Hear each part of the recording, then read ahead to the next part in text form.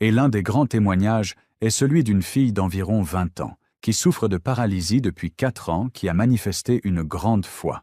Et sa foi va marquer le prophète et l'auditoire. Elle est présente le 6 mars 2025.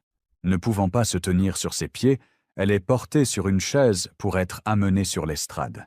Mais dès que le prophète finit de prier, alors que les membres du service d'ordre veulent la soulever, elle refuse. Elle veut même saisir le manteau du prophète. Elle veut marcher à l'instant. Le prophète remarque que la jeune fille a une foi exemplaire, mais qu'elle n'a aucune capacité pour marcher, et que ses genoux l'ont même lâchée, mais qu'elle garde la foi. Alors, le prophète pose ses mains sur les genoux de la jeune fille et prie.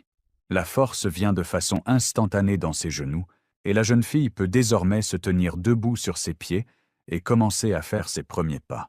Elle sera le premier témoignage d'Acacia Hall à Pretoria, sur l'estrade à côté du prophète le 9 mars 2025. Et puis il y a aussi je me rappelle d'une petite fille aussi, paralysée. I also remember a young small girl who was also paralyzed. Je ne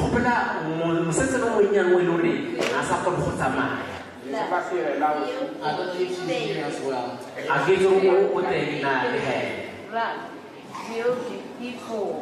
Ok. Oh. Ah, tu peux venir avec ta mère. You can come here with your mother. Est-ce qu'il peut me retrouver la Can vidéo? you find the video? Oh. Vous attendez un peu. You wait a bit. Wait a bit. Vous arrêtez là. You can stand there. No. Just stand.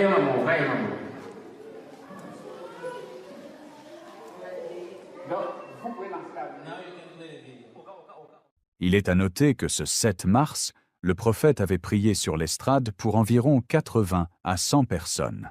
Mais il y avait eu une plainte de la part des paralytiques et des boiteux et des aveugles qui estimaient que les personnes valides les bousculaient et prenaient leur place dans la ligne de prière.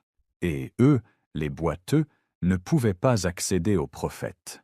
Le prophète s'est rendu compte qu'il avait commis encore une erreur, parce que l'ange lui a toujours dit qu'à chaque réunion, il devait d'abord prier pour les paralytiques, les infirmes, les boiteux, les cancéreux, les aveugles et les malades en phase terminale, chose qu'il corrigera le lendemain samedi 8 mars 2025.